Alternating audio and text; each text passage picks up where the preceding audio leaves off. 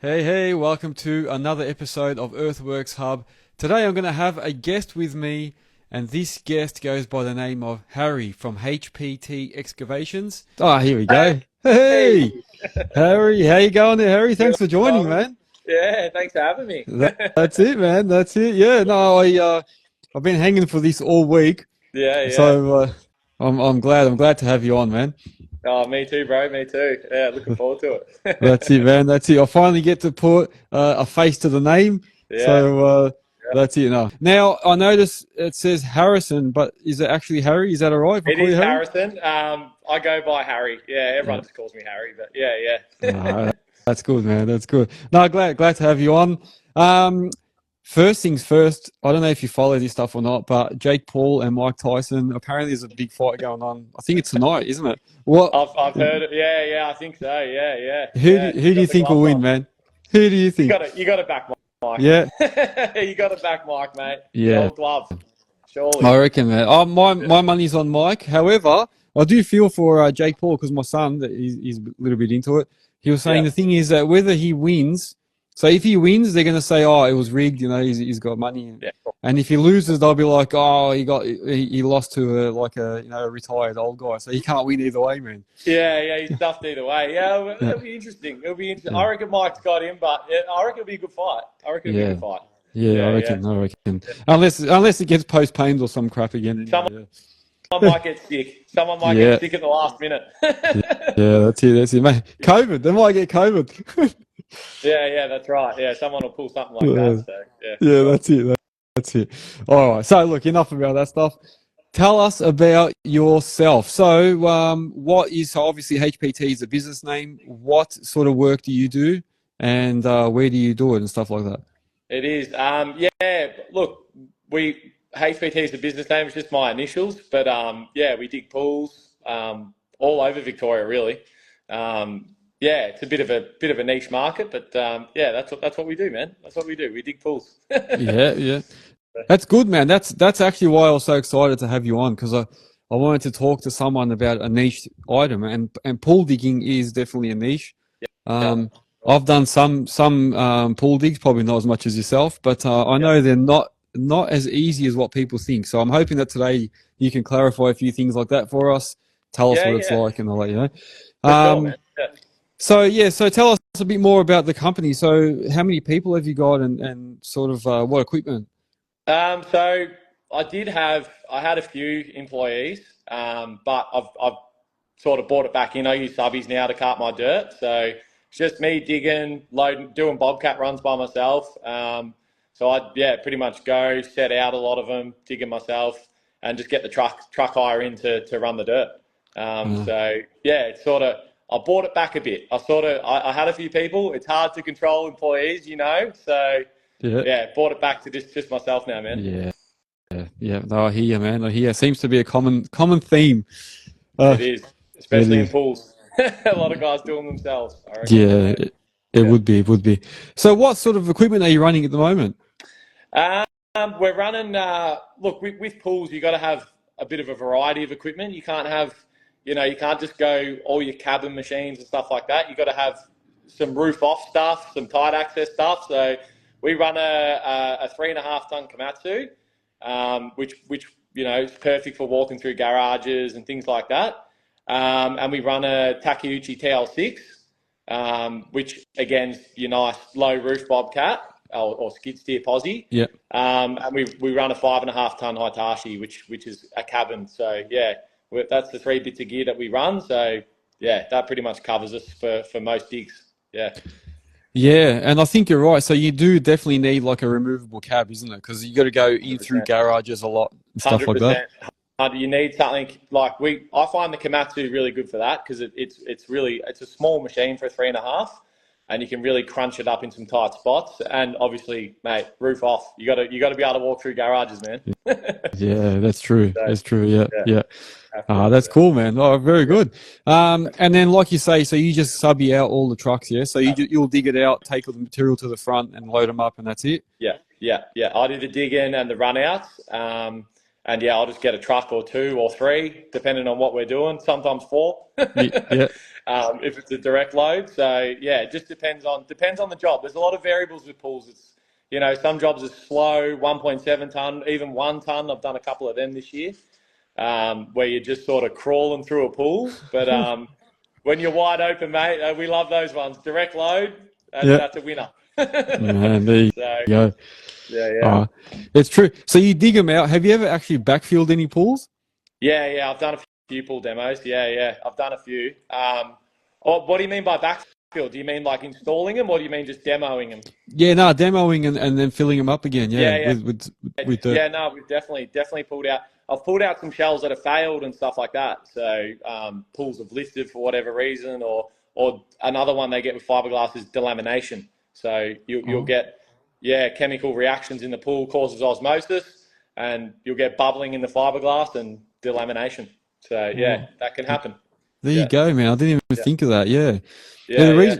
The reason I ask is because I've done 2 or 3 like that where they've asked me to come in and actually get rid of the pool. Yeah. But all times, maybe 4 actually. All times they were the concrete style ones. Okay. So I had to actually like break them out, Hammer them out. Yeah, hammer them out and break all the bottoms out and stuff like that. Yeah. It depends. It depends with pools too. Like it depends what they're going to put there when you're pulling them out. So if they're going to put housing and stuff there, or they're going to do an extension or something, you got to get rid of the whole shell. But if they're just going to have grass or whatever, you can do a partial removal. So yeah. All the ones I did. Oh, one of them was a full. The other one we were partial. Yeah.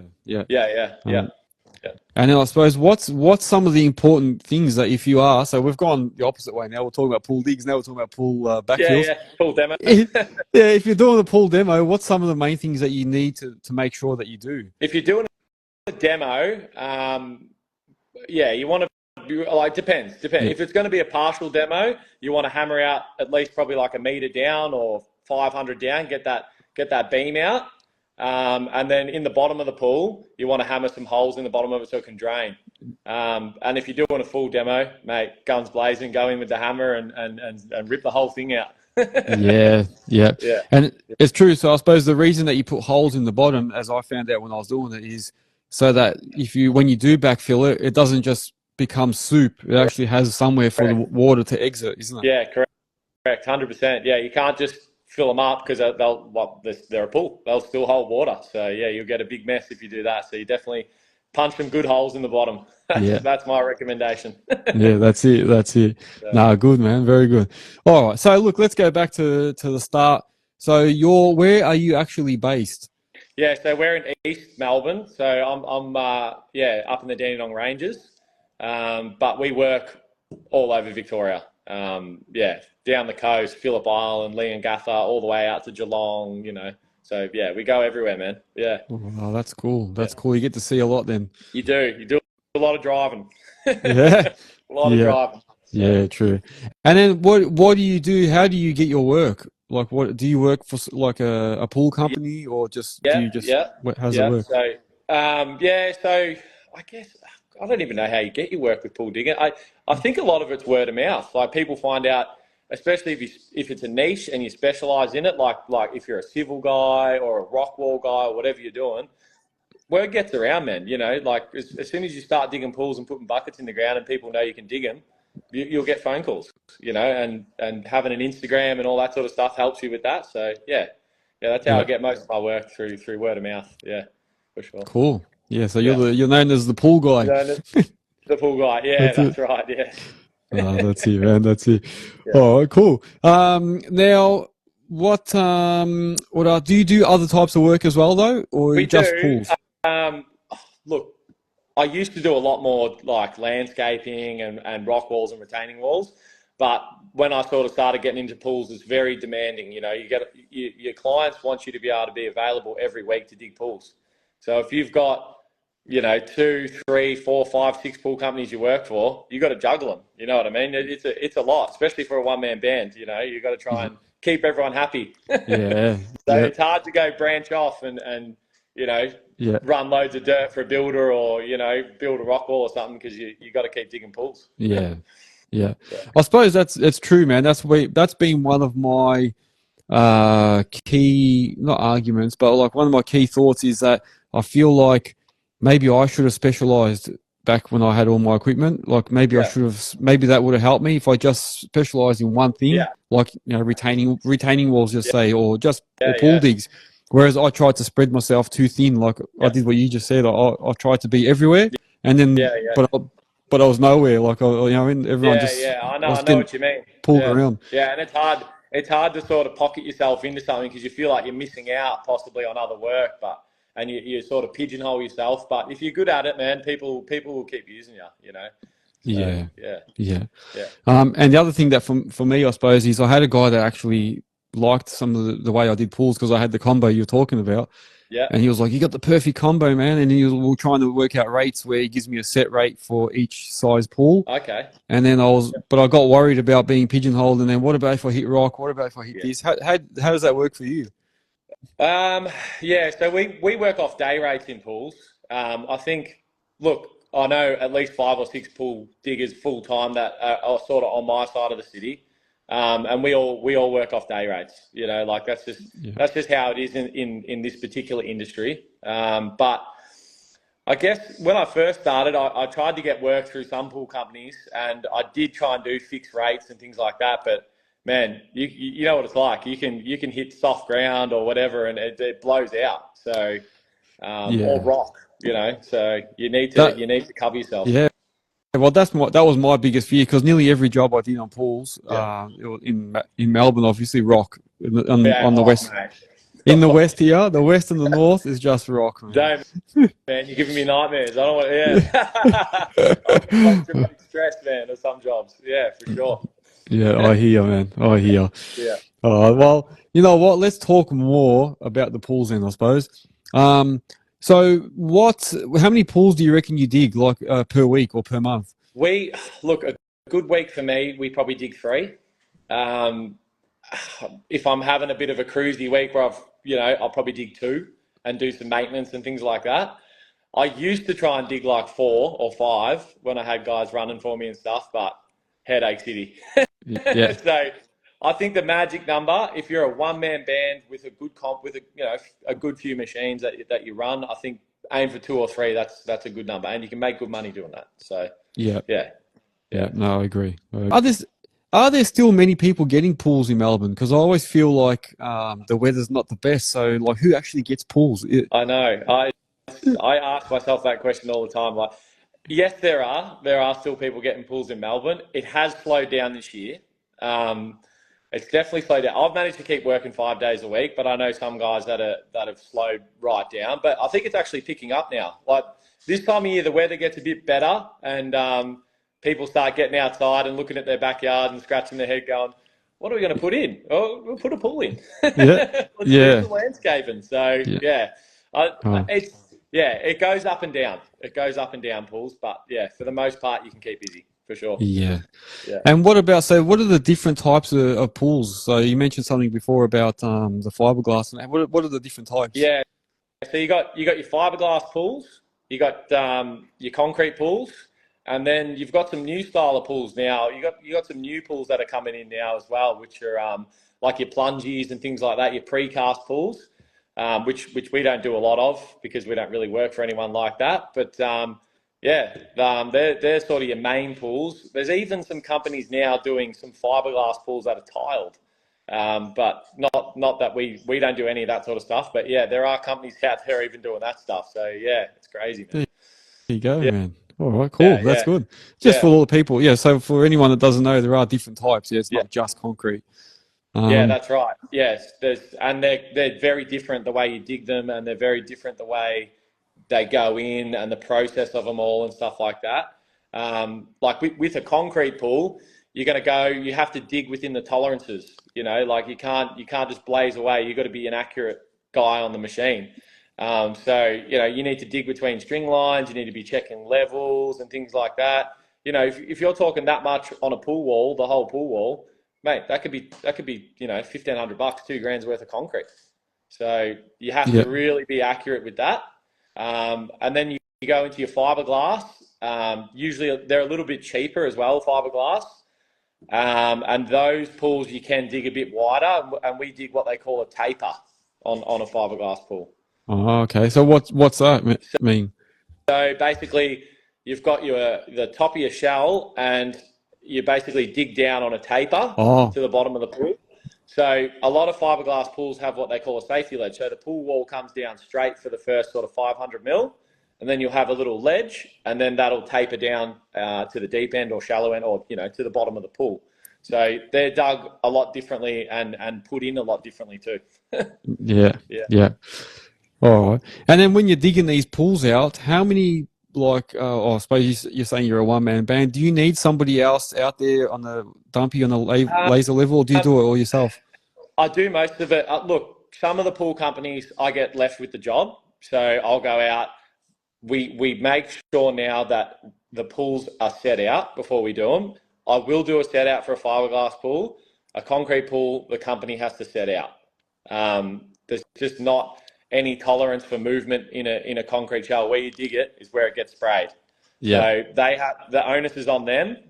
I will run the string lines and dig to them, but on a fiberglass pool, a lot of the time I'll set them out and dig them and stuff like that. And a lot of the time they'll have what they call an installer who work alongside me and help me mark and measure and do heights and stuff like that. But man, most of the time I dig them myself. Yeah. There you go, man. There you go. I suppose you're right, yeah, because the concrete ones, yeah, because like you say, there's not much tolerance. If you happen to mark it incorrect and then they come and start working on it, yeah, look, it's a bit late. It's too late now, isn't it? Yeah. Yeah, that's right. And yeah, there's just not the margin to move them. So yeah, you have to have them right. Yeah. For sure. Ah, cool. Yeah. All right. So that was going to be my next question, actually, the process. Talk us through the typical pool dig. So what would be the typical process from start to sort of finish in brief, Yeah. So I'll put it into two, because the two main pools in Melbourne are a concrete pool and a fiberglass pool. So with a concrete pool, we come in, we set out, we dig them. Then you'll have someone called like a steel fixer come in. He'll bend up bars and do the form work and stuff like that if there needs to be any form work. And then you'll have like someone who does pool plumbing, or the guy who owns the pool company. Usually they know how to do all their own pool plumbing. They'll come in, put all your pipes in, your in-floor, whatever else needs to be done. And then it goes over to there's a lot of stages in a concrete pool. Then it goes over to your shotcreters, and they'll actually spray shotcrete onto the walls of the pool and shape it up. And then that cures for at least 3 weeks. And then you'll get pool tilers in, and they'll tile it and plug the equipment in, mate. And that's a concrete pool. So they can take they should only take about 2 or 3 months from start to finish. Some companies let them go a bit longer because they're busy or whatever, and their tilers are backed up or whatever. But then, that's how long they take. So they take a lot longer than a fiberglass pool as well. And then with your fiberglass pools, you basically come in, set out, dig it again, but you work alongside someone who installs them. So the companies I work for, they've got guys that actually backfill them and do all the plumbing and stuff themselves, and the concrete beam around the outside. So basically I dig them, I lift them in with my excavator, or they use a crane company, and then the pool installer comes in, backfills, does all the equipment. So cool. They're your two main pools. Yeah. And so all the plumbing, like if they need any plumbing, do you dig that as well? Like any plumbing, like trenches? Yeah, we do. Yeah, we dig their trenches. Yeah. So they'll have a trench running somewhere to the yard where they're going to put their pool equipment. We'll just dig it straight to where they want it, and happy days. All right, there you go. Yeah. All right, cool. With all that, I suppose, what are some of the challenges that you face? Because like you say, it's not easy because a lot of them are in the backyard, and you can't really. Now the blocks are getting smaller, like you got obviously less access. Yeah. So what are some of the challenges that you have, man? Definitely access. Access is it's a killer. So you got tight spaces, things like rock and stuff like that. Tight access digs where you got to get in there with small equipment. Deadlines to meet, cranes coming tomorrow, you got to stay back, you got to get it done. Weather's coming on the weekend. It presents challenges, and even long days. If you want to get into digging pools, forget working 7 till 3. It's not going to happen. Yeah. You have to be up at Mate, I get up at like 4:35 a.m. and I'll go to the servo. I'll, fill up machines, get there, grease up, get everything sort of ready, and then it's battle stations, mate. Yeah, So, yeah. yeah, That's yeah. These are the realities, man. People need to It hear this, is. yeah, because a lot of people say, "Oh, I'm going to go out start my own business so I can do less hours and this and that." It doesn't work like that, man. I wish, man. I wish. Look, you get smarter. You get better at saying no to people. You get better at saying, like I can't stay back tonight. I can't. Do you know what I mean? Like you Yeah, do get better at saying that, but sometimes you just got deadlines, man. You just have to stick to them, and you have to get it done. So yeah, yeah, yeah. yeah. And what about, so going back to yourself, like, what did you do? So how long have you been doing this for? This will be. When did I start digging? It's been a while. I think I started digging in 2000 and probably 14. I think I got my first. I sort of had a Kanga and stuff like that, and did a lot of landscaping first of all. I'm actually a chippy by trade, so Yeah. yeah, I sort of finished school in like year 10, left school, did trade school, and then yeah, got straight into doing carpentry and stuff, and then that led to landscaping, doing paving and decks and pergolas, and then I bought a bobcat and a truck after that, and the rest is history. Started digging pools. So Yep, there you go. yeah, You've yeah, been yeah. been all around, man. Been all around. Yeah, yeah. So yeah, yeah. Done Mm. done everything, mate. But yeah, yeah. Definitely. That's how I got into it. And everyone gets into it differently too. You find a lot of blokes are plumbers or a lot of landscapers get into pool digging and things like that. So yeah, it's Yeah. definitely interesting. Yeah, paths that people take to get into it for sure. Yeah. Yeah. And do you think like doing the trade beforehand has sort of helped a little bit? 100%. 100%. Yeah, like I think that actually helped me get work as well because I can do a set out and I can read plans and stuff like that from being a carpenter. So definitely 100%. If you're a bit lost after doing school or TAFE or whatever, go and do a trade. I always reckon do a trade, whether it's plumbing, sparky, whatever. You get a head on your shoulders, and then if you want to, get into digging or anything, it doesn't just have to be digging; it can be concreting, whatever. Yep. You can start to put two and two together with it. So yeah, for sure, man, helps Yeah. big time. There you go. No, that's good words, man. Very good words. Because I was going to actually say, yeah, if you had to give advice to someone starting out, what would you say? What else would you say to someone else that was thinking about starting out? Give it a crack. There's a lot of guys. I find the earth moving industry can be. There are a lot of people that'll say, oh, oh no, don't do this, don't do that. Do what's right for you. That would be my advice. If you want to go and dig pools, go and dig pools. Come and work for someone like me and run a truck for a bit and see how they're dug. I'll show anyone how to dig a pool. Yeah. I couldn't care less. If someone's keen and they want to have a go, man, yeah, go for it. Just get out there, message some people that dig pools, and try and get work with them. Even if you're just going and labouring and doing the heights and set outs and learning how to do that first, yeah, invaluable, invaluable. That's So yeah, actually that's actually very good because I always say to people like go and get some experience somewhere, go to a civil site, just go. Even if you have to go for free, just go and just stand there for a day, watch what people do. Just watching is the best way.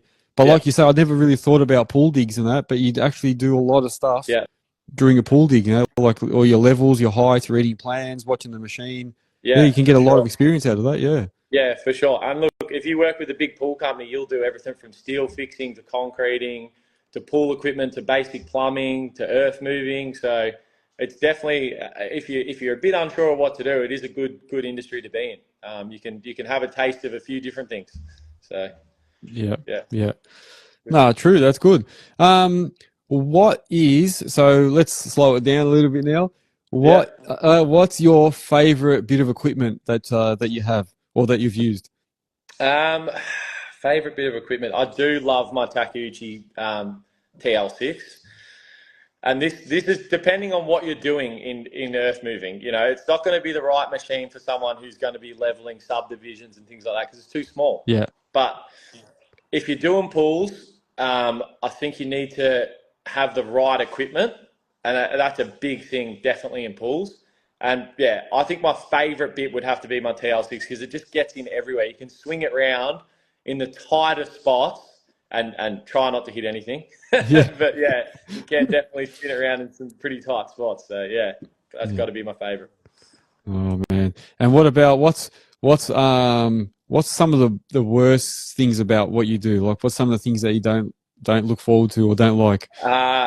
Winter.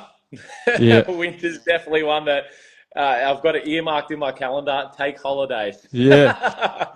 Hey, that's what I used to do. That's exactly what I used to do. Yeah. Yeah. It's funny. I think everyone in Earthmoving just needs to shut down for 3 months, and then we'll just come back in springtime and start digging again. But yeah, winter's a big challenge. Yeah. Man, you're working in people's houses, yeah. So you've really got to be cautious of what you're doing, and you can't just screw around on someone's driveway and get mud everywhere. So you do have to be a bit careful, you know. Oh yeah, I suppose. And then you got the cleaning. You got to clean all the mud later. Yeah, that's right. You got to clean up, and it goes back to your operation too. If you're a messy operator and you just drive into someone's backyard and spin and do all this, you're going to make a big mess, and you got to clean that up later. But if you're strategic and you don't take huge buckets and trickle dirt down the driveway and stuff like that, clean up's a breeze. So yeah, it's about trying to be a bit smarter with your operation when you're digging pools for sure. Yeah, no, good man. That's true. I can tell you stories, man. Like saying going through garages and having to clean it all later, scrape it, wash it, and then even once you clean it, it still leaves marks. Dude, yeah, for sure, man, for sure. I've had customers say, "Oh, what are we gonna do with the concrete now?" I'm like, I don't know. I had no other way to get in, man. Oh man, we get it all the time. Someone will finish a new house and then they have a light bulb moment. Let's get a pool, and and they're like, "Oh, don't scratch our driveway, don't damage anything." And you're like, "Oh, if we just dug the pool before your house, we wouldn't have the problem." Yeah, that's true, man. You try and be as careful as you can. That's that's what you have to do. Have you ever had to like access a backyard through a neighbour's backyard and like cut through the neighbours? Often. What's your experience with that? We've had some people angry. We've had some people completely cool with it. Most of the time, people are fine with it. Like, we've had some vacant lots where people aren't exactly okay with it because they're either going to start a build and they're worried about you tracking on their block and things like that. But most of the time, if you're good about it and you clean up after yourself, there's not really an issue. But as for neighbours, I've done a fair few jobs where neighbours have let us use their driveway and open a panel and a fence. Yeah. And then you just got to hope that they're good mates with the person you're working for. For sure. Yeah. I can tell you a story, man. Like, I got hired by a plant hire company to go and dig a pool out. Yeah. And when I got there, so I was on the excavator. Yeah. And they hired a separate guy in the bobcat and the truck to take all the material away. Because we needed to hammer as well. So I had to go in there. I had to access a guy's backyard, go through his backyard into the one we were digging, and then hammer and mate, the rocks were as big as the 5-tonner. We had my 5 in there, as big as the 5. I think we actually snapped my the shaft for the chisel. For the swing motor shaft. Oh, because geez, okay. Because I got an operator in there for a day, and what he was doing is he was on the steep angle, pulling the rocks out, and then on the steep angle trying to swing these rocks as big as the machine, and it snapped the swing motor shaft. So be careful, guys. Don't do that. Yeah, 100%. Try and be gentle, and when you're pulling out big rocks, it's one thing sliding them out of a hole. It's another thing getting them into a bobcat, and then getting them into a truck. So you do have to think about the size of the rocks and breaking them up into manageable pieces, or Yeah. And then what I was going to say is, we started doing that job, and I swear the house that was next door that was allowing us to go through his backyard, he looked a little bit rough. Like he was, he looked pretty rough. I think, I think he was like a bikie or something, but he was good. He was good to start with. Yeah. And then for some reason he liked me, so he was all good with me. He used to come out and offer me a beer and stuff and that. But the bobcat guy, he did not like him whatsoever. Yeah. And he made his life miserable, man. He'd go out and say to me, "Don't worry." He'd see me out there trying to sweep his patio and stuff. And he'd go, "Nah, leave that for the bobcat guy. He's going to do it." And I'm like, Okay. He These didn't poor like him. Bobcat guys, man. Oh, he copped it bad, man, the guy. And then you go out and tell him, make sure he cleaned the whole street all the way Yeah. down. And he hated it. He Oh, got yeah. But it was just an experience going through. Then we had to put the fence palings back up, Yeah. remediate his backyard. So there's a bit of work in there. You're right. Yeah. Yeah. Like, man, sometimes that can happen. You got to try and just, as soon as you pull up to a job, you're usually working in residential streets. It's busy. Try and do the right things. Put some traffic control equipment out. Tell people, oh, we won't go on your nature strip. You know, I'm Harry. Nice to meet you. Any problems, come and see me first. Don't just call the council. Yeah. Okay. So, you know, things like that. And then they're usually all right with you. But if you roll in like a circus and just start throwing stuff everywhere, of course, people are going to start asking questions. Oh, what's going on here? Yeah. So, yeah. And like you say, the council will come knocking, mate. They'll be like, what's going on here? Yeah, that's when we hide. Yeah, exactly, man. Yeah, have you ever encountered situations where you've had to like bring in other equipment? Oh yeah, for sure. Yeah. Like when my 5.5 just won't cut it, we've had to bring in 13 tonners and stuff with hammers, and even more so. Sometimes that won't even do it. I've had jobs in Richmond, Blur, wherever it might be, in Rockbank, Melton, places where it's real rocky. Yeah. We've had to get blasters in to blast the rock. So wow. So they're still doing that. Yeah. Demo. We use Demo Dave. He's been around for years and years, but we use him, and he comes out, either uses cracking agent, which they drill holes and fill with sort of like a grout, a cracking grout. Yeah. Or we use dynamite, mate. Blow it up. Man. Yeah. Has he got any fingers missing? Yeah. Hasn't got any missing, has he? Maybe a few man. brain cells missing. Man. I didn't know they still do it. Yeah, I thought they actually stopped doing that, but there you go. Yeah, they do. Look, he's the best guy to call if you do encounter that stuff. He's the OG. He's the OG for it. So yeah. There you go, man. There you go. Yeah, I've been on the job when I had my 20. There was a job once in Sunbury. We started it with the 5, and then we just hit. I think it was like just a strip of bed, like a strip of bed, a strip of rock. So we were in nice soil, and then suddenly we just hit rock, and it was just like this one strip down the center of the pool. So we had to bring my 20 in, and that was interesting, bringing the 20 through. We had to knock all the fences down, everything to get in there. Yeah, clear the runway. Yeah, man. Yeah. And no swinging space. Yeah. Yeah. That's a common problem too. But yeah, sometimes you just have to bring in the heavy artillery. There's no other option. You have to do it. So yeah. And what about? Have you ever used like conveyor belts? Because I've heard some people use those to move soil. We've never used them. No, I've never used. That's one thing I've never used. But I've seen people in Sydney use them. I think they probably come into their own when you're working on like really steep blocks and stuff like that. Like if you look at Sydney Harbour and places like that where guys dig pools up there, mate, it's vertical. So I think the only way to get the material, you can't use dumpers there. You have to use conveyor belts and things like that. So but yeah, Melbourne, we get away with the good old fashioned dumper. Yeah, very true. Very true.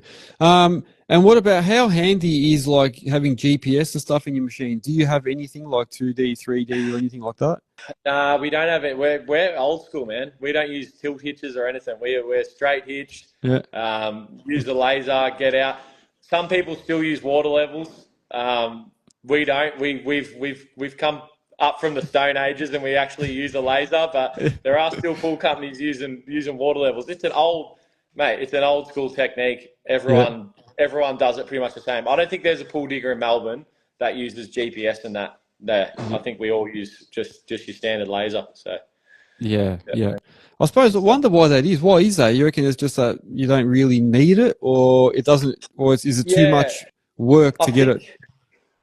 Yeah, look, I think it will. I would love to see it happen. Don't get me wrong. I would love to see the technology get to a point where it can dig on grade in that particular tight space and get it all perfect. And it will. There's no doubt. I reckon it will. It's heading that way. But yeah, just stuck in our ways. You know, like a bricklayer, mate. They don't use a bobcat to move bricks around site. They use a wheelbarrow. Yeah. So I think it's just if it's not broke, don't fix it, and we just do it that way. And so does it. I'm pretty sure I can say everyone else does the same in Victoria anyway. So, yeah. Oh, there Yeah. you go, man. That's it. Yeah. And then before you said that you had employees and stuff in the past, what were some of the issues that you faced and how did you deal with them? Um, some of the issues you face is digging pools is it can be like things like tightness on a job and stuff like that, and having care when you're moving machinery in and out of a property and stuff, and not trying to smash things, hit things. That's one thing.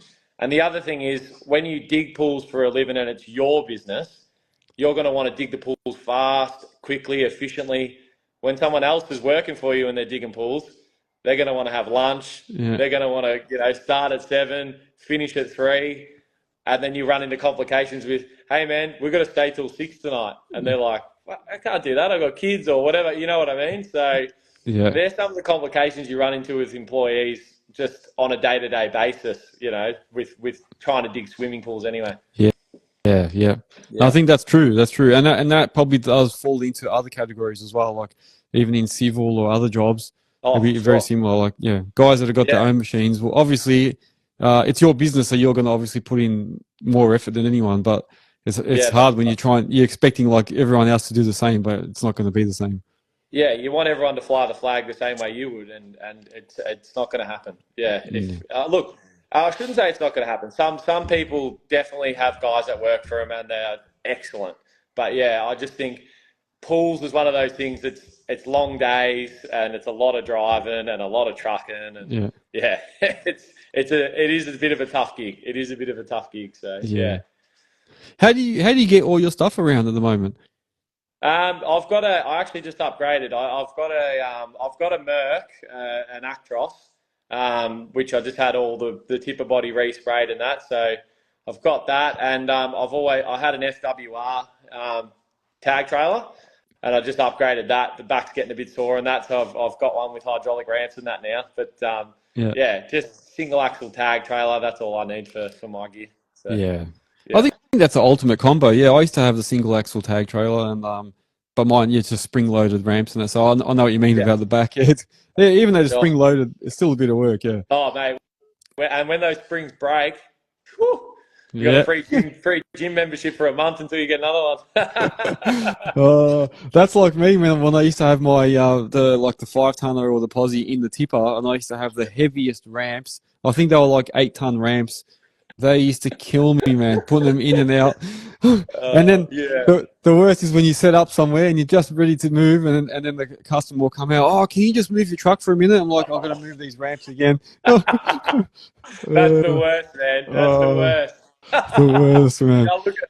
I've still got ramps because obviously I put my Bobcat in the back. I look at ramps with tears in my eyes. I fear them. Yeah. Yeah, for Mate, sure. the Man. day I saw my truck leave and the ramps, I was like, I never want to touch a ramp again, mate. Never. Uh, I hear. yeah. Shockers. Oh man. And then the worst is when they ask you to move them as well. So then you got to try and lift them on your own and like move them across and that. They're heavy Oh, as, man. Heavy. 100%. I tend to, at home, I've got a bit of a yard out the front of my joint, and I tend to just use straps and that to move them now. Yeah. You Yeah. gotta start to think a bit smarter with things like, because, in earth moving, your back, mate, you've only got one of them. Yeah. And it is, I'm 6'4", and it's punishing on a big bloke for sure. So you have to get out, take breaks, stretch your back out when you're digging. Don't just hammer down all day. You gotta get up and stretch the back out for sure. Buddy, 6'4". Man, I 6'4". imagine you on one of those little 1.7s. You'd probably be touching the roof of there. Mate, you should see me on the 1 tons. Looks like I'm Oh, driving a Lego around. oh, gee. Oh, Shockers. man. Bloody hell. Yeah, no, that's interesting. I don't think I know anyone that's 6'4". That's good. Yeah. Oh, well. Advantages. You're in the pool. You never have to worry about shoring and that because you're always higher than the pool. Yeah, it's right. I can see down and see everything going on. But yeah, it's crunching yourself into a little Japanese machine. It Oh, takes its toll for sure. Yeah. oh man. Oh, cool. And what about how did you actually learn to dig? Were you doing anything? Well, you did. You did say. How did you actually learn though? For someone that's come out of carpentry and got into a machine, how did you learn what to do? Yeah, I sort of just taught myself. But my first truck was actually a Road Ranger, and I actually taught myself how to drive it. No, no one in my family's from digging. I've got a great grandfather that had a backhoe, but Yeah. no one in my family had machines or anything like that. So my parents and that were like, "What are you doing? You're getting rid of carpentry and going into earth moving." Yeah. But yeah, I just YouTube, man. I YouTubed how to shift a road ranger and taught myself, and went for my license and got it. And yeah, and same with diggers. Just watched other people digging, and just picked up. Oh, what are you doing there? Oh yeah, cool. Yeah. Just little tips and tricks off people. Oh, cool, man. And what about, Yeah. so what was your first machine that you got? What's the very first one? I had a dingo. I don't know if you can class that as a machine. Yeah, yeah, no, they are. They still do Yeah. similar things, yeah. Yeah. I had a dingo. That was my first machine, and then my first proper setup, I had a Nissan UD, an old Nissan UD, which was a 15-speed roadie, and had a Case 420, an old Case 420, and that setup cost me 18 grand. There you Yeah, go. that setup Yeah. cost, and I used that for a couple of years, earth moving every day with it. So yeah, Yeah. it's crazy. That's Yeah, crazy, man. Crazy. yeah, Oh, yeah. good. And then what? Just practice, yeah? What? Just sitting in And it then and just. yeah, just practice. I was lucky where I used to live. I was on an acre, so I had a lot of work to do at home, cutting driveways in and spreading rock and things like that. So I cut my teeth at home, So That's a good option. I always tell people as well, if you've got land, go and rent a machine, man. Just rent one oh, for the weekend and then just dig holes, man. Just go and do stuff, and then you'll get used to it. 100%. You'll tip one over and have all the fun. I've been there. I've done that. Yeah. Just if you want to get into it, mate. You just gotta throw in and go for it. That's what I reckon. That's my advice to people. Just have a crack. Have a That's crack. it. That's it, Yeah. man. And the good thing is, if you do buy equipment, you can always sell it, man. At the end of the day, even if you lose a bit on it, you just sell it. You've got something to sell, you know? That's it. Look, I find if you want it bad enough and you're willing to work Saturdays and Sundays and grind and message earth movers, hey man, do you need any help moving dirt with a bobcat? Start with a bobcat, man. Start with a bobcat or a posse and a truck. Guarantee you'll get work with me. Guarantee you'll get work. There So you go. yeah. Oh, so for anyone that's interested in looking at getting some work, there you go, man. Come and see Mate, Harry. we're actually if someone's got a posse and truck and wants to do their runouts and stuff from time to time, hit me up. Yeah, there you go. Good to know, man. It's always good to spread the word. Yeah. So, tell us a bit about these stories. Have you got some stories you can tell us about like tip overs, or what have you ever had any Yeah. sort of Yeah. incidents that you Yeah. can tell us about? Yeah. Yeah. Where we all have, like, if Yeah. anyone's going to sit there and say they're an earth mover who's done pipe work or pools or any earth moving and they haven't had a bingle, they're full of it. Yeah. Everyone's hit something. Everyone's ripped the gutter off a Yeah. house. Everyone's hit the side of a house, and it's all part of learning and seeing what your machines are capable of. But it's story wise, I hired a Vermeer once. I won't say who off, Yeah. but I hired a Vermeer. Yeah. and, Yeah. and put that on its side, nearly on top of me. And that was a good one. That was early days. I was probably only like 17 or something, and instant respect for heavy machinery. And it wasn't even a real heavy machine. It's like Yeah. these things can hurt you. Yeah. And then when I first got my Bobcat, I drove home from Cranbourne and got it home in the driveway at Cockatoo, and I was like, my ramps are pretty steep, so I've got to try and get this out, safely. Yeah. I've come down my ramps, got halfway down, and just gone sideways and come off the ramps Ooh. and ended up on a big bank, nearly rolling my skid steer. And that was like, same thing. I remember calling my dad, and he's like, what are you doing this for? You're a carpenter. Why are you trying to drive bobcats? Give it up. Give it up. Yeah. Give it up, mate. Go back to putting Yeah. thrusters up. Oh man. Yeah. Yeah, I think you're right, man. Everybody's had close calls or actually had incidents. Mate, Depending 100%. depending on how bad they are, but everyone's had something, man. Everyone. We laugh and joke about it, but man, you have to be careful. You're driving a heavy bit of machinery. It's real easy to get complacent with machines. Yeah. And people walking around you and things. You got to have eyes in the back of your head. Yeah. Doing pulls. Yeah. People have got kids. They're excited. A digger's rocked up in their backyard. Yeah. You're digging. they're loving it. They got the day off school, and you know you got to be aware of eyes in the back of the head. You got to be aware of what's going on around you. Yeah. There's Yeah. no worse feeling than spinning around. Next minute there's a kid standing there. You're like, whoa, where did he come Oh, from? Like, could have killed him. mate, Yeah, it happened. It happens. it happens big time. And you sort of you once you work doing pools or in any machinery, once you've been in a machine for a while, you have a sixth sense of things happening around you. Yeah. So, yeah, for sure. What about with your start times and that? Have you ever had any neighbours like complain about you starting at a certain time or anything? Wow. Yes, absolutely, I have. Yeah, what time do you call this? Yeah. Yeah. 7, man. This is what time we start. So yeah, all the time, and the closer in the city you get, the worse it gets because more dense population, more people complaining. But yeah, definitely, you got to be a bit. Try and not drop your ramps on the ground, just lower them down. Yeah. Have you ever tried to like start just before 7 and think, oh, no one will say anything, and then they come out? Or Yeah. I've had that happen on a weekend a few times. Yeah, people coming out and like just going off their tree. Yeah. Look, I understand it. You've got young kids or something, and someone's out banging machines around. It can get a bit, you know. Yeah. So. Yeah. We had a job I was doing once. I think it was in Croydon, and they were we were digging something out. It wasn't the pool, but I think it was a site cut. Yeah. And the neighbour was video recording us all day. He had a camera on his kitchen window, and just recording us all day. And then he'd come out. And then I remember one day the council turned up, and they said that on his video it showed that we started the machine at 6:58 a.m. Oh, what? Yeah, and they came out and they're like, "Look, we're not gonna pursue it, but we're just letting you know, like, just wait till 7, man." They're like, "Just please wait 2 more minutes." And I was like, "Far out, are you kidding me?" Yeah, we had one. We were working on a Sunday in the city, and they've got different restrictions in the city. You're not allowed to work on a Sunday in the city at all. Yeah, I never knew that. And I did a job once, and I'm lucky I got away with it. But someone told me, you shouldn't have done that. I didn't even know. Man, we pulled up on this street, and we were digging a pool out the back of a townhouse, and we pulled up on this street in South Melbourne. And I'm not joking. I opened my door and drove halfway down my ramps, and the council came. Halfway down, and straight away taking photos and stuff. And the pool builder just turns to me and goes, "Well, we're getting fined now. We may as well just keep digging." Just keep going. Keep going. Yeah, fair enough. We're paying. We're $1,500 lighter in the pocket. Let's just dig anyway. Yeah.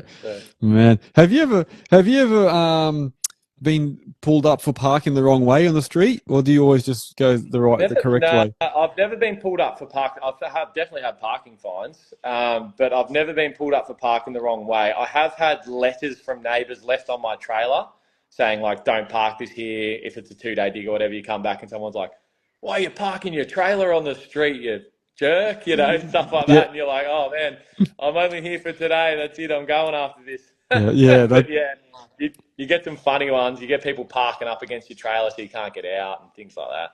Yeah. That is the worst. Put cones out and they move them. Yeah, I was going to say that. I used to put cones out, and even my little roadwork signs and they'd just come and move them and put stuff away, and I'm like, man, just leave them alone. Or I'd put footpaths, use other side. And they just knock them down, or they'd walk straight past them, and they'd come in and they're looking around on the site, and I'm like, didn't you see all the signs and the cones? Like, what more do I need? Yeah, that's right. I know, it's funny, isn't it? You try and do the right thing, and it still doesn't help you sometimes. Yeah, true. What about while you're digging these pools and stuff? Have you ever hit any assets like water and gas and stuff? Yeah, we've hit water, gas. What else have we hit? We've hit mains electricity. We've come across it. We haven't hit it, but yeah, we've definitely hit plenty of water, plenty of gas. Pretty much 1 in probably 3 jobs, you hit the sewer or stormwater. It just runs straight across the pool. So that's another big one in pools. That's the main one. I reckon would be sewer. So with the sewer, what does that mean? Does that mean when they did the plans, they didn't actually know it was there, or they knew it was there but not how deep? Or look, some plans will show the sewer tie in the backyard, and you can sort of assume where it's going to go. and we'll have a plumber on standby because we're not allowed to touch sewer at all. And that goes for anyone. Don't think about repairing a sewer. Like, just get a plumber to repair it. They have to be licensed. That would be the main one we hit. And yeah, that honestly, it probably happens 1 in 3 jobs because your sewer tie runs straight to the backyard into an easement. So Yeah. you're going to come across them. Yeah. Yeah. Yeah. Oh, there you go, man. Yeah, because I know it's not fun when you hit stuff, but hopefully the good thing is that yours are all in the backyard. There's probably not. Oh no, there could be live. Yeah, there could be live things. Yeah. Front yard digs. If you're putting a pool on a corner block or a front yard, you do definitely have to be careful. Be aware of where the gas main is and stuff like that. Yeah, for sure. Do you ever have to get locators, like locating guys in? Or... Yeah. They'll come and do a locate and stuff and say, like, this is there, this is there. And sometimes they do it and we're like, that's where the pool's going. So what now? What now? Yeah, what now? Just hit it and pay the bill and move it. I guess that's all you can do. Yeah.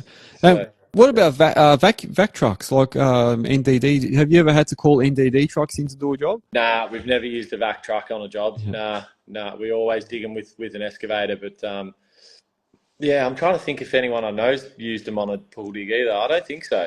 Yeah. Nah, we always just dig them. Yeah, just the traditional way and hit everything in our path. try not to, but sometimes you can't help it. Yeah. All right. So we spoke about challenges and stuff. What about through the COVID period? How did you cope during COVID? Yeah, COVID was interesting. We did fine. We managed to somehow keep working. We just said we had a heap of pools open, started. Yep. They were like, because a start at COVID could be a set out. So, and if anyone come along, we'd just say, look, we had half a pool dug. We had to keep digging. No one ever came and asked questions. Yeah. Safety. Yeah. So, no, I just kept digging. I sort of ignored all that. Yeah. I think that goes for most of us, man. Like, a lot of guys actually said they were busier during COVID than normal. So, yeah, it's amazing. It's amazing. Like the crazy thing was everyone, when COVID first happened, was like, oh no, we're going to be stuffed, like pools, civil, everything's going to be stuffed. And we come out of it and it was like the complete opposite. Yeah. It's funny. It's like we're paying for it now though. Like, it has quietened down in especially in Melbourne. It has quietened down for a lot of guys. So we're probably getting punished for it now. Probably paying back all those fees that everyone got for sitting at home and doing not much. Yes. Very true. So we've probably discussed most of the things now. So about the business, about pools. I'm hoping that I've asked all the questions that viewers would want to ask about pools. Is there something that you wanted to talk about that I haven't probably raised? Like, what do you want? Is there anything specific?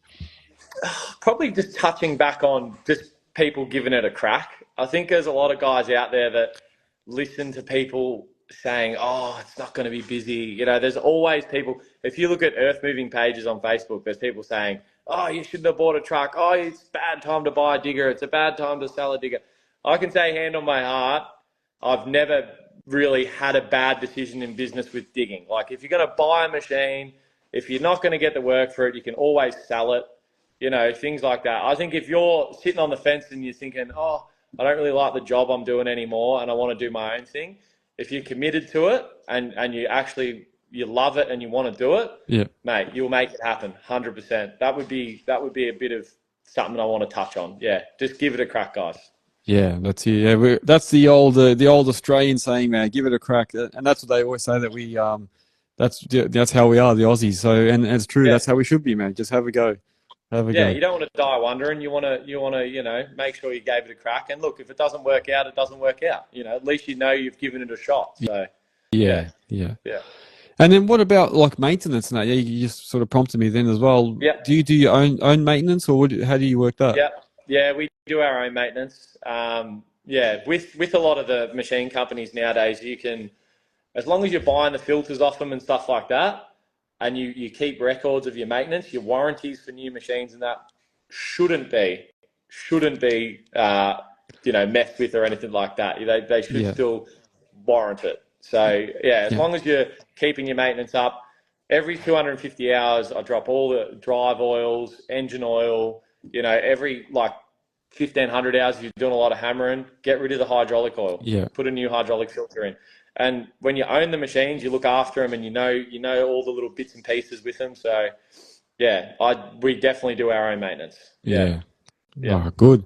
And then what about like upgrading and that? What sort of prompts you to start looking at upgrading or changing a machine? I guess when machines start getting a bit longer in the tooth, I think, yeah, when you're digging pools, you're just going flat out digging holes all day, machines running full revs, blah, blah, blah. But yeah, I think if you look after them, you get longevity out of them. But yeah, if you're thrashing them, you probably have to turn them over a bit more. But, demand. If someone needs you to get through a tight spot and all that sort of stuff Yeah. regularly, you're going to have to go and invest and buy the right machine. And that might be a little TL6 or an RT60 or one of those machines to get under carports and garages and stuff like that. Yeah. That might prompt you to downsize your skid steer and get a smaller machine or something like that. Yeah. Yeah. Oh, that's good. Well said, man. Well said. I agree. I totally agree. Yeah. I'm still thinking of you like a praying mantis on like those little TL80s. Is that what they're called? The Takeuchi, TL6. the one that goes through the doorway. Oh, Is it? little like TL 108s or whatever. Yeah, they are. the tiny thing. So I hired one once, a Takeuchi. It's tiny as it. So I reckon you'd be like a praying mantis on there, legs hanging out. Hey, I tower it. Like my uncle's got one of those 800 kilo Kubotas, and I often borrow it off him to dig like real tight ones. Yeah. And I just look so funny on them, man. It looks like I'm driving a toy in a sand pit. That's cool, man. That's cool. Yeah. And what about your company? Where do you see it going from here? Like the next 5 to 10 years, where do you see it? I'm probably just going to keep chipping along the way I'm going. Like, yeah, I don't have big aspirations. I used to want to go up and just employ heaps of guys and buy big diggers, but I'm pretty comfortable just doing my pools, and I'm pretty happy doing that. And yeah, there's a few local guys around me that dig pools, and they've dug them for a lot longer than I have, and they still go to work with a smile on their face. So it is whatever you put into digging pools, you'll get back out of it tenfold. Yeah. Good relationships and all that sort of stuff. So yeah. Oh, good to hear, man. That's no, very good, man. Very good. Like a lot of people do, they always try and aspire to this massive company and with like multiple employees, multiple machines. But yeah, like it's good to see that some people are just happy to stay in their lane, and like I said earlier, it seems to be the trend at the moment. Actually, you know what? When I first started, I used to tell. I remember going on site and all these guys will be like listening to me saying, "Oh, I'm going to go get another machine," and they used to just like shake their heads and go, "Oh, we've all been there, done that." Yeah. And now I look back and I go, "Oh, bloody right, yeah."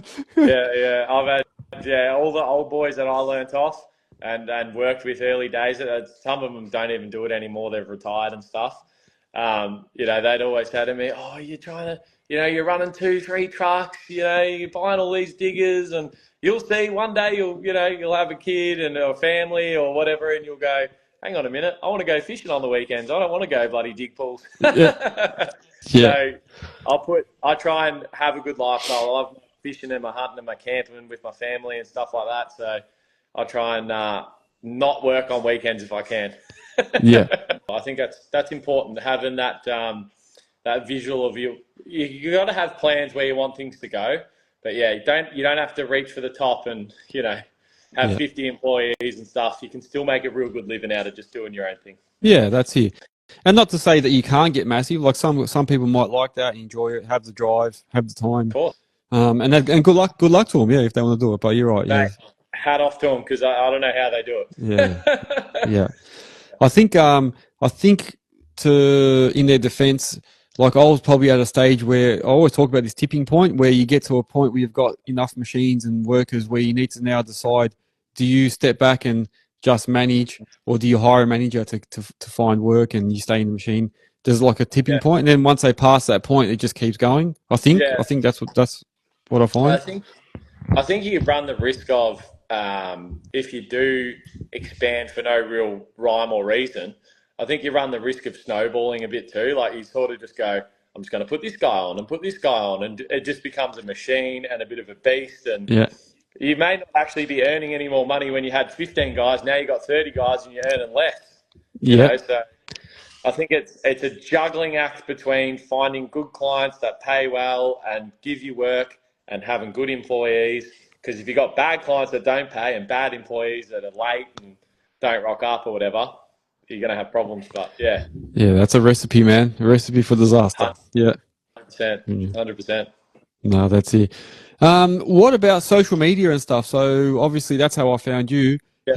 How does social media help you, or what do you use it for? Yeah. Early days, it did help me get a lot of clients. Posting up, digging pools, this, that, trying to post up every day on your stories and stuff, what you're doing. You might be in a tight spot, hammering rock, and other pool companies will see that and say, like, oh, maybe we should give this guy a call, give him a go. You know what I mean? Yeah. And then all of a sudden you get work like that, and people will pass your number around. I've had it up to a point where we're working for 7 pool companies or 8 pool companies, and we've just cut that. I'm down to 3 now. That's all I do. I just work for 3 pool companies. Yeah, so that's good, man. But yeah, it's definitely a good tool. Social media, if you want to promote your business, it's a good thing to do for sure. Yeah, what sort of experiences have you had, like with your side of things, with employees and stuff like that? Like, has it been smooth sailing for you having employees, or has it been hard? Or? It's I've had probably a lot of ups and downs. Yeah, so the good thing for me, I suppose, is I used to manage a huge factory, a huge warehouse with multiple employees. So we had 60 operators working in the factory. Had 15 staff members working for me, purchasing department, all that sort of stuff. So I sort of got used to. I got to learn very quickly how to manage employees. I had my HR department that worked for me, so I learned a lot about that while I was there. Yeah, nice. So then when I started my business, I sort of already knew how to handle a lot of things. Yeah, that's good. But in saying that, you still get these challenges. You still get employees coming in late, guys not turning up, or guys telling you that they know how to operate, and then when they get to the job site, they're not that as good as they say. Yeah. And then you got customers ringing you saying, "Who the hell have you sent me?" And then all that sort of stuff. So they're the things I experienced, and then guys getting poached, so that another company would come and poach them for $1 an hour extra. Just all that sort of stuff, man. And then that sort of stuff. Yeah, I think it's the same thing. I've gone through the same thing that most guys have. Yeah. And I have to admit, I've had a really, really good handful of employees, man. Most of the guys that I've had were good, and even the guys that didn't work out, we probably never really left on really bad terms. They always still actually keep in touch, and I still talk to most of the guys that worked for me. We still actually talk, and they follow me, and they give comments on my live sessions and that too. So. Yeah, and then some will actually have a beer when we see each other and that. So we actually have a good relationship. We're the same. Yeah, we've got one of our real good mates worked with us for 2.5 years. He went back to doing landscaping and a bit of machine work for someone else. They could offer him work closer to home, less hours. Yeah, mate, I said to him, take it. Man, for sure. No hard feelings. That's it, man. That's it. And I lost a few guys that went to the rail or government jobs, and they were paying them a whole lot more than I could pay. And I was like, man, go get me a job there. I used to say to him, but so I'm like, I can't pay you that. Diggers, get me in there. Get me in there, man. I used to say to him, I can't pay you that, but good luck to you, man. If you can go there, and I'd support him, And even a couple of guys started their own businesses, and I helped them get work. And then one of them went and did concreting, so now I've used him a bit to do concrete work, and so we still have good relationships. Yeah, that's awesome. I think that's definitely. You never know what's going to happen.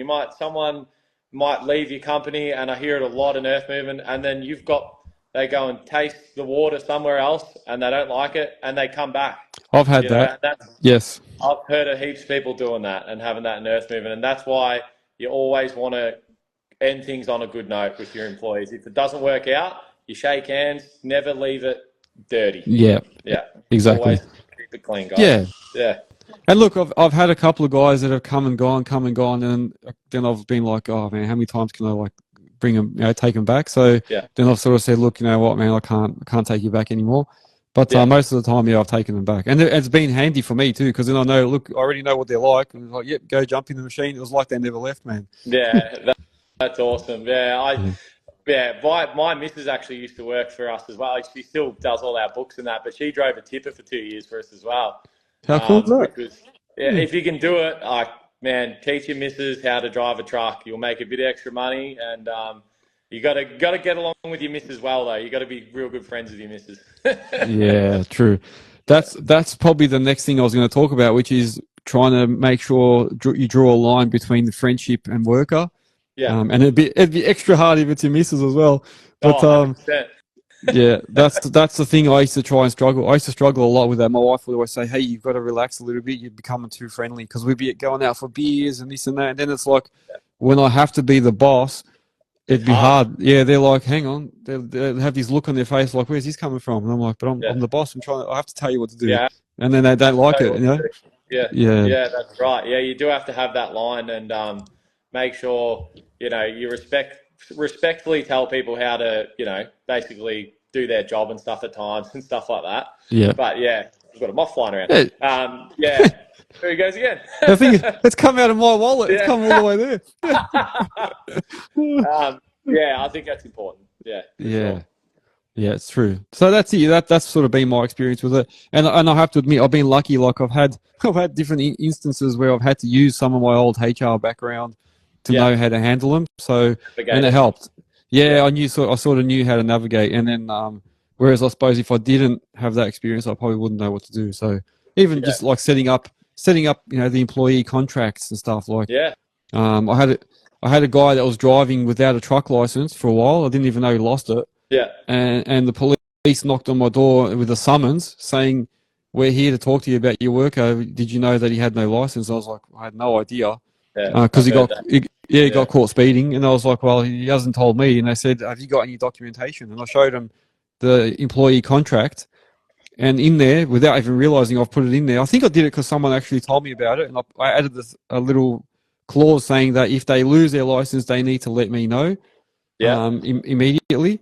And I said, "Look, it says it in there." And they said, "You know what?" And they ripped up the summons and they said, "We're actually going to give you this, but since you've got the right documentation, you don't need to come in for anything." Yeah. And I was like, so they were prepared to come and get me as well, man, for allowing him to drive. And I'm like, how am I supposed to know if he doesn't tell me?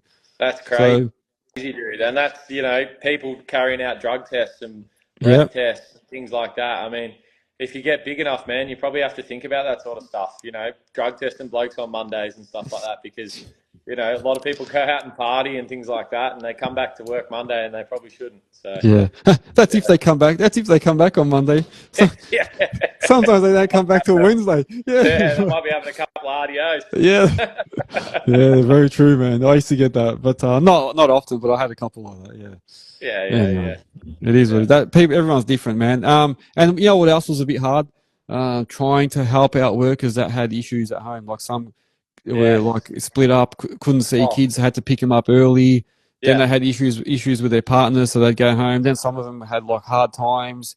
And then so I became, you become like a bit of a psychologist sort of thing. You're trying to help people through stuff. That's right. You're trying to help people, and it takes a toll on you. And look, I'm a big advocate for, if you're suffering at home, guys, if you're struggling with work, if things, talk to one another, guys, especially young blokes. Yep. It's not all rainbows and roundabouts out there. And if you're struggling, the black dog, depression, anxiety, talk about it with people at work. But at the same time, when you're the boss and people are going through that, you bring it home and it's hard to disconnect and sort of, I hear mediate with your family and put that stuff away for the day. But yeah, it's true. It's true, man. Then I used to get phone calls in the evenings and they're telling me stuff and talking, and I'm like, I can't sort of tell them I'm busy, so I just sit there and listen, and I'm like, now I'm missing out on my kids for a minute, so it's all part of running a business sometimes. Sometimes you got to be the psychologist and the doctor and the that's the one. That's the one, man. And the father and got to do everything. Yeah, that's right. Yeah. That's the joys of it. That's the joys. But like you say, that's why a lot of people probably end up going back and just going, you know what, I just go on my own and that's it, man. Easier. Yeah. You just gotta put up with yourself. Yeah. That's it. Yeah. So All right, cool. Well, look, man, if people are interested in contacting you or getting some more advice on that, what's the best way to get in touch? Yeah, message me on Instagram. I'm just HPT Excavations on Instagram. Send me a message on Instagram or Facebook. All my details and email and phone number and stuff there. Anyone wants to reach out, yeah, for sure. Give us a call, give us a message, whatever. Excellent, man. I More than reckon. happy to. Oh, cool. No, thank you. Thanks very much for coming on. I appreciate your feedback, all your advice on pool digs, because I know I try and keep all these shows and give people a bit of variety, so I'm not, just giving the same guests and that over and over. Yeah. So at least now people have learned a lot about pools. So hopefully all the viewers there have learned something about pool digs. I certainly have, and hopefully you've enjoyed some of our stories.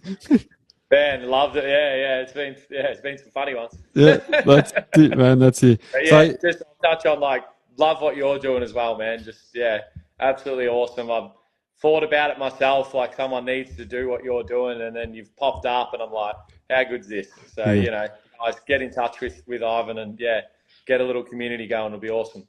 That's it. Oh, I appreciate the feedback, man. Thank you. Thanks very much. It's good. I love it when I hear stuff like that, man. It makes me want to just keep going forward, So thank you. That's it, man. Thank you as well. This bloody microphone is attached to the desk, and I keep bumping it, and it's just going everywhere. So I keep looking at it on the camera, and then I'm like trying to. It's just going everywhere. And I'm trying to hold it, and it just keeps moving. But, But no, I do. I appreciate your positive feedback. And like I said, thank you again for coming on tonight. Thanks for having me. No problem, man. Everyone, thank you for listening. Make sure that you are following on all socials: Instagram, TikTok, Facebook, Spotify, YouTube. I don't even know all the rest. Apple Podcasts, everything. So just everything. Everything, man. Yeah. Share the shit out of it, like I say. Let's get the word out there. Make sure you put your businesses on earthworkshub.com.au. Add your businesses on there so everyone can find you and use your services. If you've got jobs that you want to advertise, you can also do that on there. Events, or if you need any information about Earthworks and that, it should all be on earthworkshub.com.au, and get yourself some merch if you want to support the train. I won't hold you up anymore. Thank you for listening, guys. Take care. Thanks, mate. See you guys.